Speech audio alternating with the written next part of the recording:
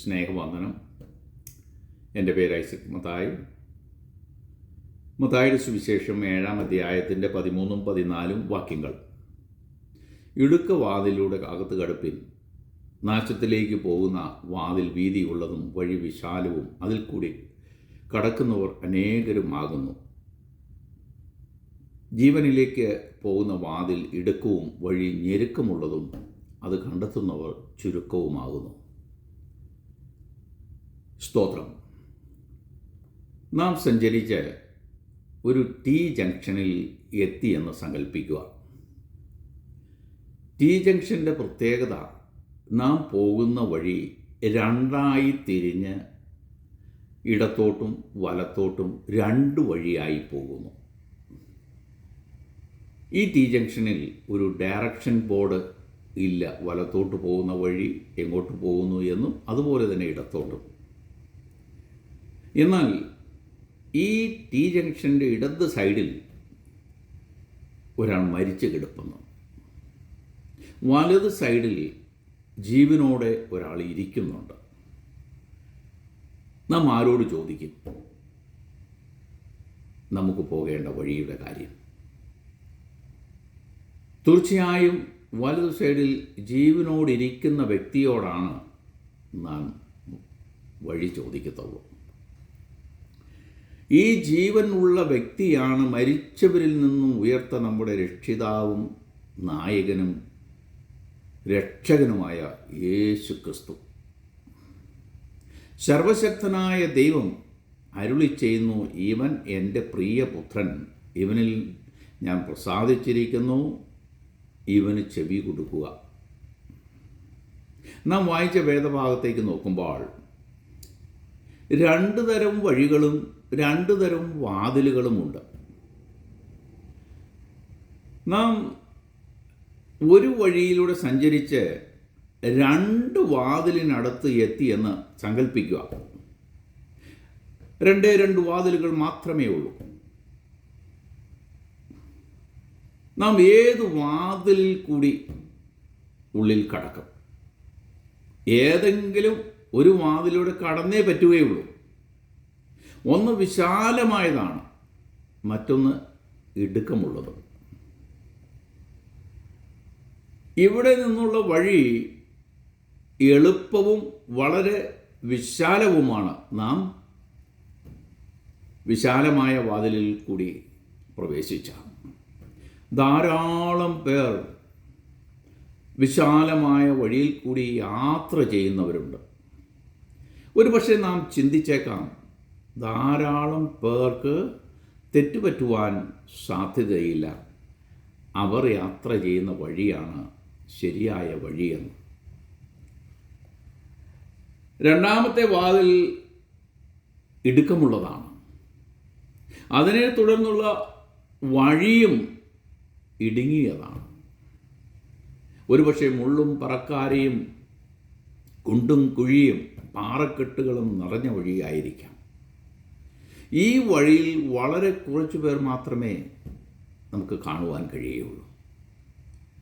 യേശുക്രിസ്തു പറയുന്നു, നിങ്ങൾ എന്നെ അനുഗമിക്കുവാൻ ഇച്ഛിക്കുന്നുവെങ്കിൽ ഇടുങ്ങിയ വാതിലൂടെ കടന്ന് ഇടുങ്ങിയ വഴിയിൽ കൂടി സഞ്ചരിക്കുക.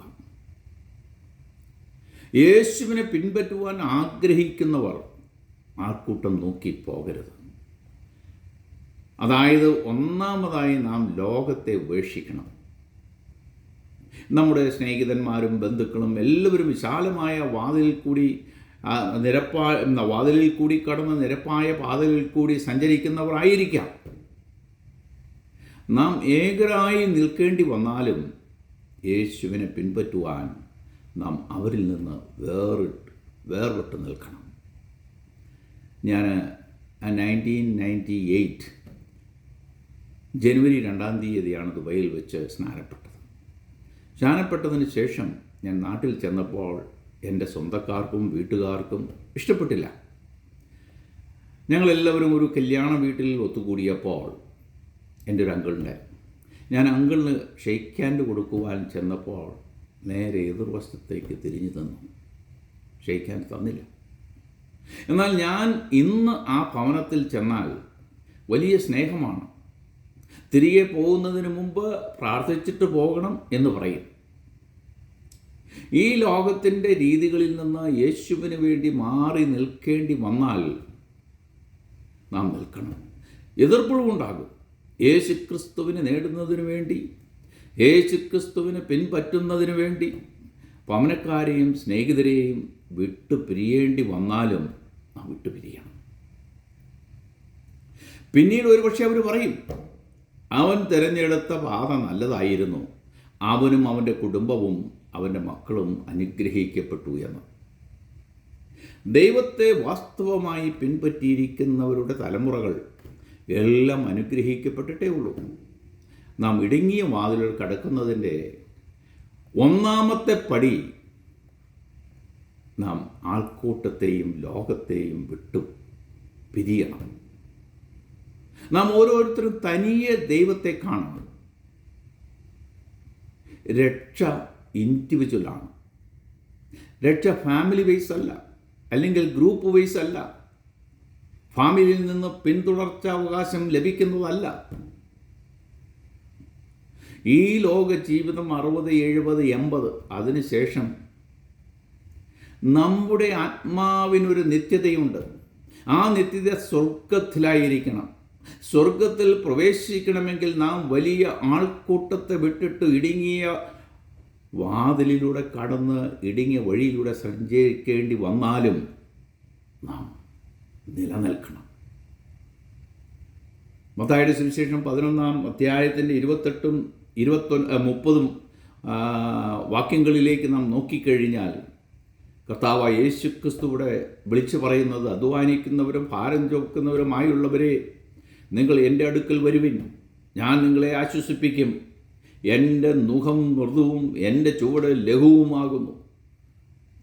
എന്നെ കേൾക്കുന്ന പ്രിയപ്പെട്ടവരെ, അധ്വാനിക്കുന്നവരും ഭാരം ചുമക്കുന്നവരും പലതരത്തിലുള്ള ഭവനത്തിൻ്റെ ഭാരം ചുമക്കുന്നവരാണ്.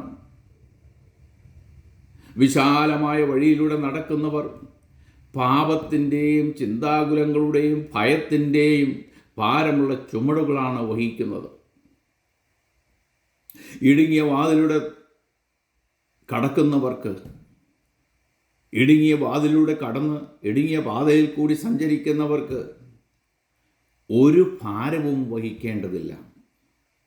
അത് കർത്താവ് വഹിക്കുന്നു. ഇടുങ്ങിയ വഴിയിൽ കൂടി കടക്കുന്നവർ സ്വയം ത്യജിച്ച് നമ്മുടെ ക്രൂശ് എടുക്കണം. നമ്മുടെ പഴയ സ്വഭാവത്തെ, പഴയ മനുഷ്യനെ ആ വാതിലിന് പുറത്തു വച്ച് തന്നെ ഉരിഞ്ഞു കളയണം. നമ്മുടെ ഇടപാടുകൾ, നമ്മുടെ കുടുംബ മഹിമ, നമ്മുടെ വിദ്യാഭ്യാസ യോഗ്യത, നമ്മുടെ കുടുംബജീവിത രീതികൾ, എല്ലാറ്റിനും ഒരു മാറ്റമുണ്ടാകണം.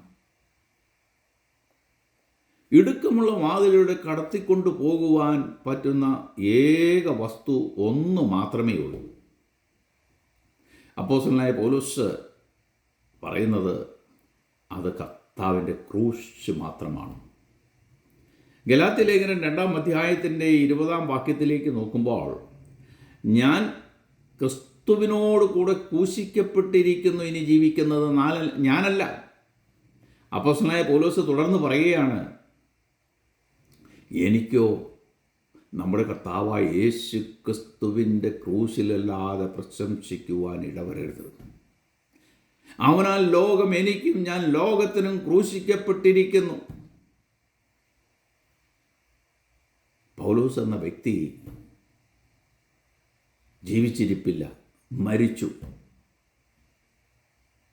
കർത്താവായ യേശു ക്രിസ്തുവാണ് പൗലോസിൽ ജീവിക്കുന്നത്. ഇടുങ്ങിയ വഴി പ്രയാസമുള്ളതാണ്. ഇടുങ്ങിയ വഴിയിൽ നാം എല്ലാ രീതിയിലുള്ള പ്രശ്നങ്ങളും പീഡനങ്ങളും നേരിടേണ്ടി വരും. സാത്താൻ പലതരത്തിലുള്ള പരീക്ഷകളും വഴിയിൽ കൊണ്ടുവരും. ഒരുപക്ഷെ വെരി ചുരുക്കം ചില സൗകര്യങ്ങൾ മാത്രമേ ഉണ്ടായിരിക്കുകയുള്ളൂ.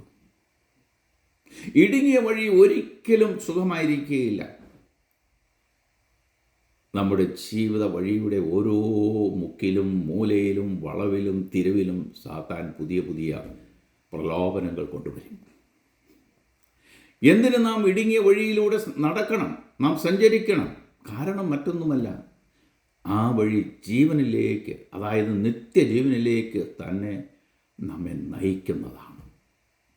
വിശാലമായ വഴി നാശത്തിലേക്ക് പോകുന്നതാണെന്ന് തിരിച്ച് നാം അറിയണം. എന്നെ കേൾക്കുന്ന പ്രിയപ്പെട്ടവരെ, 2 തരം വഴിയും 2 തരം വാതിലുകളും മാത്രമേ ഉള്ളൂ. നാം ഇടുങ്ങിയ വഴിയിലൂടെ അല്ല സഞ്ചരിക്കുന്നതെങ്കിൽ നാം വിശാലമായ വഴിയിൽ കൂടിയാണ് സഞ്ചരിക്കുന്നത്. ഓരോ വഴിക്കും ഓരോ ലക്ഷ്യമുണ്ട്. വിശാലമായ വഴിയിലൂടെ നടക്കുന്നവരെക്കുറിച്ച് ചിന്തിക്കുമ്പോൾ അവർക്ക് യാത്ര സുഖമാണ്. അവർ ആടുന്നു, പാടുന്നു, മറ്റു ചിലർ നിക്ഷേപങ്ങൾ സ്വരൂപിക്കുന്നു, ചില വസ്തുവകകളും വീടുകളും സമ്പാദിക്കുന്നു. അത് കഴിഞ്ഞ് വഴിത്താരയുടെ അന്ത്യഘട്ടത്തിലെത്തുന്നു. എന്താണ് ഈ വഴിത്താരയുടെ അന്ത്യഘട്ടം? അത് മരണം. അവരുടെ പാട്ടിൻ്റെയും കൂത്തിൻ്റെയും ഡാൻസിൻ്റെയും ഗതി എന്തായി? അവരുടെ വസ്തുവകൾ കൊണ്ട് എന്ത് പ്രയോജനം അവർക്ക് ലഭിച്ചു? എന്നെ കേൾക്കുന്ന പ്രിയപ്പെട്ടവരെ, നിങ്ങളുടെ വഴി എങ്ങോട്ടാണ് പോകുന്നതെന്ന് ചിന്തിക്കുക. നിത്യജീവനിലേക്ക് പോകുന്ന വഴി ഇടുങ്ങിയ വഴിയാണ്. രക്ഷ പുതിയ നിയമത്തിലെ വീണ്ടെടുപ്പ് എന്ന ദൈവീക പദ്ധതിയിലെ ഏറ്റവും അതിപ്രധാനമായ വിഷയമാണ്. മനുഷ്യൻ്റെ നിത്യതയിലേക്കുള്ള വഴിയും വാതിലും അർത്ഥമാക്കുന്നത് പാപിയായ മനുഷ്യനെ സംബന്ധിച്ചിടത്തോളം അവൻ്റെ സമ്പൂർണമായ ആത്മരക്ഷയേക്കാൾ പ്രധാനമേറിയ മറ്റൊരു വിഷയം വേറെയില്ല. പാപത്താൽ ദൈവത്തിൽ നിന്നും അന്യപ്പെട്ട് ശത്രുവായി തീർന്ന മനുഷ്യൻ അവൻ്റെ സിട്ടാവായ ദൈവവുമായി രമ്യതയിലെത്തുക എന്നതാണ് മനുഷ്യൻ്റെ അടിസ്ഥാന ആവശ്യം. അതിനായി മനുഷ്യൻ ദൈവം വ്യവസ്ഥ ചെയ്തിരിക്കുന്ന ജീവൻ്റെ വഴിയിൽ വന്ന് ചേർന്നേ മതിയാകൂ.